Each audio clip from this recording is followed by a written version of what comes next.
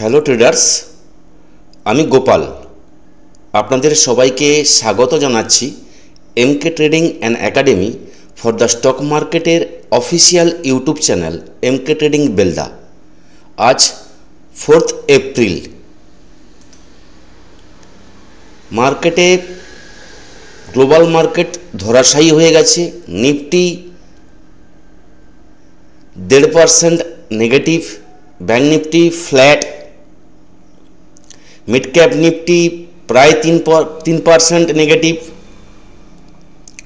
Small cap 4%-এর কাছাকাছি negative, auto sector 3%, private bank negative, সমস্ত সেক্টর, এনার্জি সেক্টর প্রায় 4%, আইটি প্রায় 4%, মিডিয়া 3%, মেটাল 7%, সমস্ত সেক্টর বড় রেড এবং ক্র্যাশ। এইভাবে আজকে মার্কেট ক্লোজিং দিয়েছে, যেখানে Nifty 350 point negative, bank Nifty আজকে নেগেটিভ যায়, মানে নেগেটিভ গেছে কিন্তু ধরে রেখেছে মার্কেটটাকে, 94 পয়েন্ট নেগেটিভ ক্লোজিং দিয়েছে। সেই জায়গায় মার্কেট কালকে 3 এপ্রিল ছিল, নিফটির এক্সপায়ারি ছিল, তার আগের দিন 2 এপ্রিল টেরিপ্রোকাল ট্যারিফ অ্যানাউন্সমেন্ট ছিল। অ্যানাউন্সমেন্টে ট্যারিফ লেগেছে 180টা কান্ট্রিতে ট্রাম্প ট্যারিফ লাগিয়েছেন। আমাদের ইন্ডিয়ার ট্যারিফ লেগেছে 26%। তো কিছু কান্ট্রির এখানে ডেটা এখানে আছে, তো সে জায়গায় বলবো সমস্ত কান্ট্রিতে ট্যারিফ লেগেছে। এবার আমাদের ইন্ডিয়াতে লেগেছে 26%, কিছু কিছু কান্ট্রিতে 46%, 30%, 36%, 32%, 49%, এইভাবে কিন্তু ট্যারিফ লেগেছে। মার্কেট কালকে নিফটির এক্সপায়ারি ছিল। আমি আমার গ্রুপে প্রত্যেককে ইনফর্ম করেছিলাম, সবাই একটু খেয়াল করবেন যে ট্যারিফের ফলে মার্কেট কিন্তু নেগেটিভ যাবে, মার্কেটে বড় ডিপ নেবে, কিন্তু নিফটির এক্সপায়ারির জন্য আজকে ট্র্যাপ করলো, মার্কেট কিন্তু নেগেটিভ গেল না, মার্কেট ধরে রেখেছিল শুধুমাত্র নিফটির এক্সপায়ারির জন্য। যদি মার্কেট কালকে পজিটিভ ছিল বা রাখতে সক্ষম হয়েছিল, তাহলে আজকে নেগেটিভ কেন গেল? এটা পুরো ট্র্যাপ ছিল, কালকের মার্কেট পুরো ট্র্যাপিং ছিল।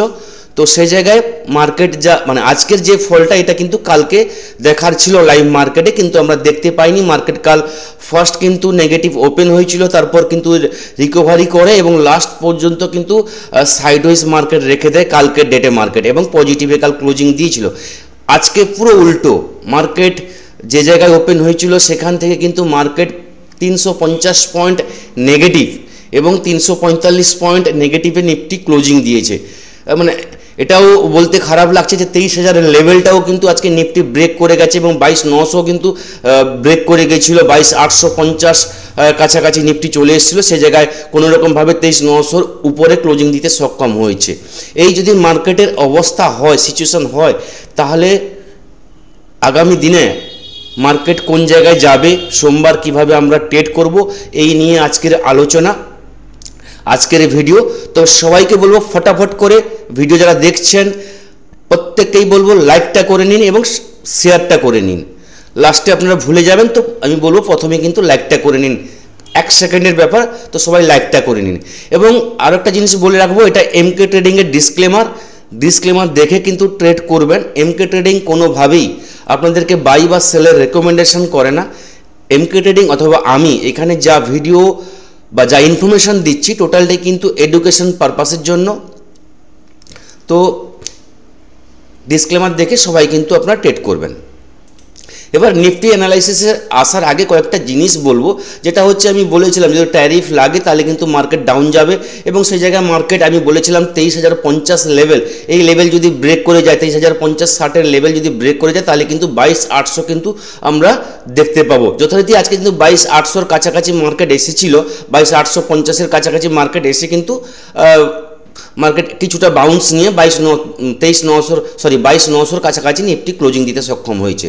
এবার দেখুন আজকে Nifty 350 point, Sensex 900 point, mid cap small cap প্রচণ্ড ক্র্যাশ।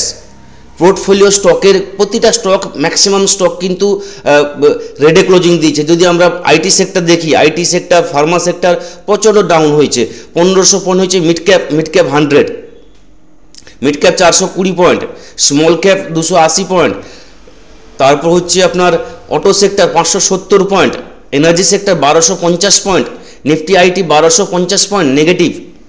তো মার্কেটে বলতে গেলে পুরো ধরাশায়ী হয়েছে। এবার গ্লোবাল মার্কেট যদি আমরা দেখি তাহলে আরও আমরা কিন্তু উদ্বিগ্ন হয়ে যাব, কেন গ্লোবাল মার্কেট কিন্তু আরও খারাপ। যে জায়গায় গ্লোবাল মার্কেট কালকে ডেটে ক্লোজিং হয়েছে, দাও হচ্ছে বলতে গেলে 3% কাছাকাছি, মানে 1100 পয়েন্ট নেগেটিভ, এবং S&P 176 point negative, Nasdaq 588 point negative, 3.55% negative.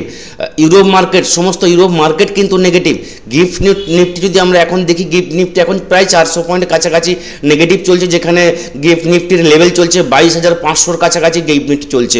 Asian market, সমস্ত এশিয়ান মার্কেট কিন্তু নেগেটিভ চলছে। এই জায়গায় মার্কেট কিন্তু মানে সিচুয়েশান চলছে যেটা হচ্ছে প্যানিক সিচুয়েশান চলছে।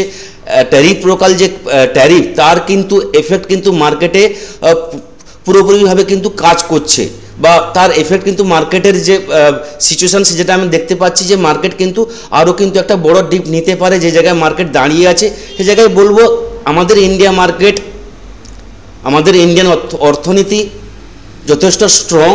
তো যেখানে 4%, 5% অন্যান্য কান্ট্রিজ এর ইন্ডেক্স নেগেটিভ হচ্ছে, সেখানে আমাদের ইন্ডিয়ান মার্কেট বা নিফটি বলুন আমাদের 1%, 1.5% নেগেটিভ। হ্যাঁ, অবশ্যই তার এফেক্ট পড়বে।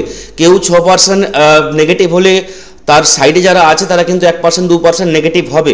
তো আমার মনে হয় নিফটির কাছে 22,800 একটা বড় চ্যালেঞ্জ বা বড় একটা জায়গা, যেখান থেকে কিন্তু নিফটি এখান থেকে কিন্তু বাউন্স নিতে পারে। অ্যাটে ওয়ান টাইম 22,800 ব্রেক করবে না, 22,800 কাছে এলে কিন্তু একটা চান্স আমরা পাবো। হ্যাঁ, যদি একদম ডাউনে মার্কেট সোমবার ওপেন হয়, একদম যেখানে আমরা গিফট নিফটি দেখতে পাচ্ছি 22,500 কাছাকাছি, এই জায়গায় যদি মার্কেট ওপেন হয় তাহলে কিন্তু 22,800 কিন্তু আমাদের কাছে বড় রেজিস্ট্যান্স হয়ে দাঁড়াবে আসছে দিনে।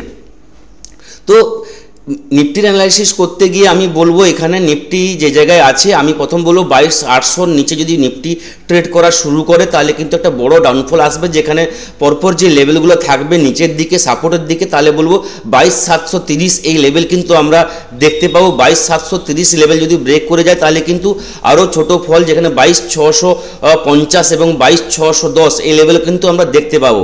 তারপরে যে লেভেল থাকবে 22,540 এবং 22,430 এই লেভেলগুলো কিন্তু পরপর খুলে যাবে, এবং লাস্টলি বলবো 22,350 এই লেভেল কিন্তু খুলে যাচ্ছে। ফার্স্ট কথা বলবো 22,800 নিচে যদি মার্কেট ট্রেড করা শুরু করে তাহলে কিন্তু 22,500 এবং 22,350 এই লেভেল কিন্তু দরজা খুলে যাচ্ছে। তো মার্কেটে ফেনিক্স সিচুয়েশন প্রচণ্ডভাবে আছে। আমার মনে হয় না আমাদের নিফটি বা আমাদের ইন্ডিয়ান মার্কেট 22,000-এর লেভেল আসবে। তো আমার মনে হয় 22,500, 22,800 এটা নিফটির কাছে একটা বড় সাপোর্ট জোন হবে। প্রথম তো 22,800 এবং 22,800 ব্রেক করে গেলে 22,500 এই লেভেল কিন্তু নিফটির কাছে একটা বড় চ্যালেঞ্জিং লেভেল হয়ে দাঁড়াবে, কারণ এই লেভেল ব্রেক করলে কিন্তু নিফটিতে আরও কিন্তু বড় ফল আমরা দেখতে পাবো। আপের দিকে যদি আমরা যাই, নিফটি বলবো নিফটিতে ট্রেড করতে গেলে কিন্তু নিফটি তখনই কিন্তু বুলিশ হবে 23,050 উপরে যতক্ষণ না নিফটি না যাচ্ছে সেল অন রাইজ থাকবে।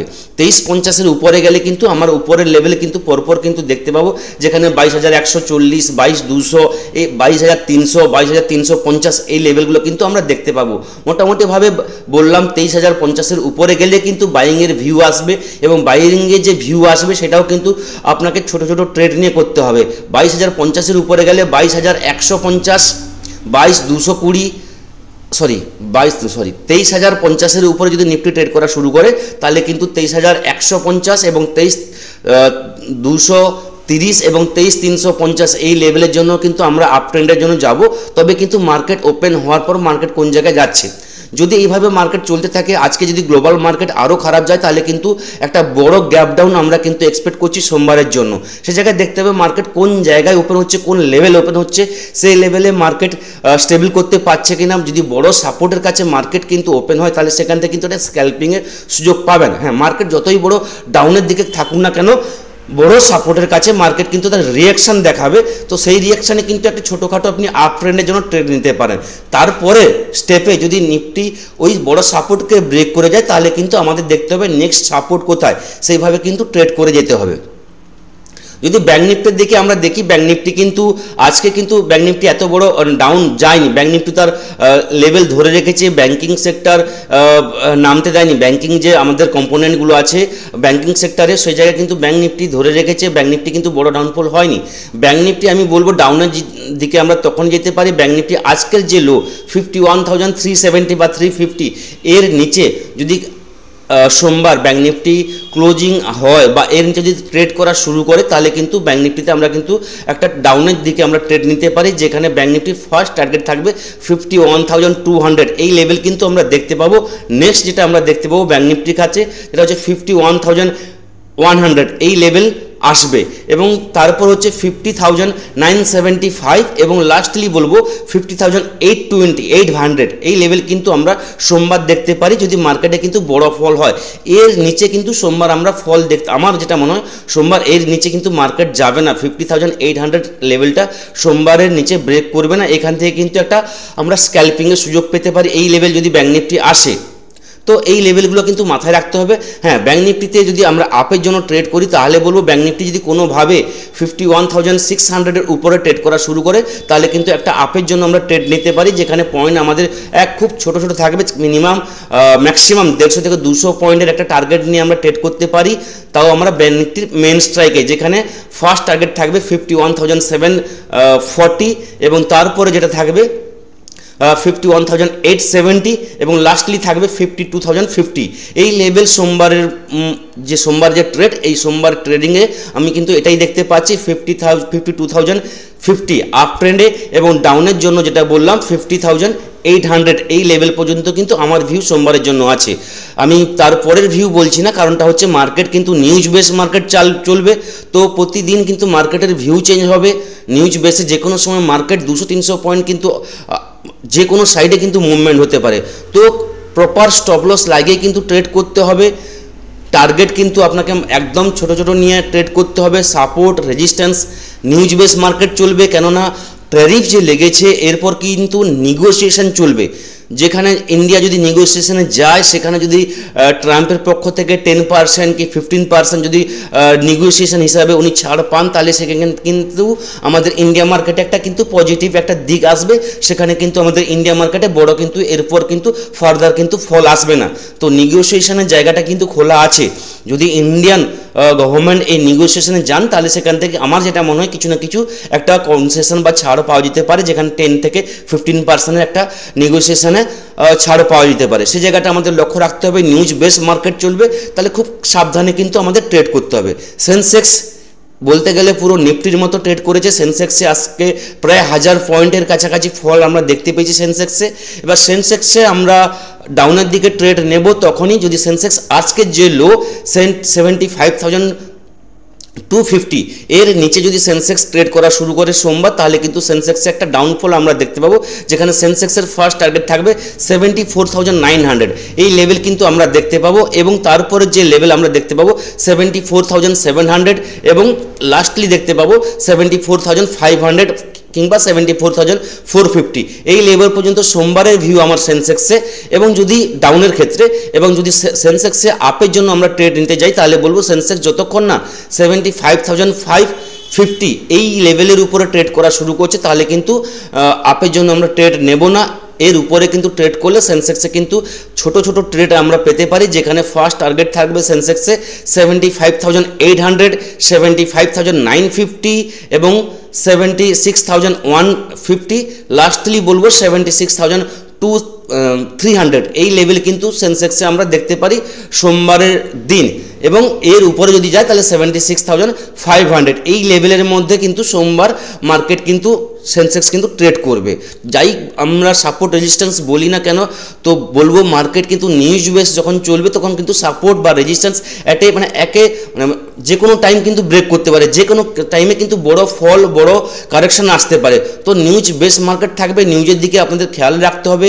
আজকে গ্লোবাল মার্কেট এখনও ইউএস মার্কেট ফিউচার চলছে, এখনও ইউএস মার্কেট ওপেন হয়নি, তো কিছুক্ষণ পর ওপেন হয়ে যাবে, তখন কিন্তু বুঝতে পারবেন যে ইউএস মার্কেট আরও কতটা কিন্তু নেগেটিভ যাচ্ছে। কেন ইউএস মার্কেটে কিন্তু প্রচণ্ড ইম্প্যাক্ট আছে, খারাপ নিউজ আসে, ইউএস মার্কেট কিন্তু আরও ফলের সম্ভাবনা আছে।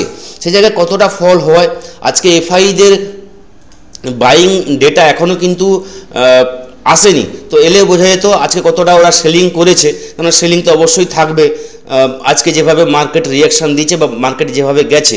তো বলবো সোমবারের জন্য এই ভিউ নিয়ে আপনারা ট্রেড করুন, আগে থেকে কোনো কিছু ট্রেড নেবেন না, প্রপার চার্টে প্রপার সিগন্যাল, প্রপার আপনার ইন্ডিকেটার, আপনার স্ট্র্যাটেজি যদি প্রপারলি আপনাকে ইন্ডিকেট করে তাহলে কিন্তু ট্রেড নেবেন, এবং ছোট ছোট কিন্তু ট্রেড নেবেন। বারবার আমি বলে থাকি এই কথাটা, এবং সাপোর্ট রেজিস্ট্যান্স লেভেল কিন্তু আগে ড্র করবেন।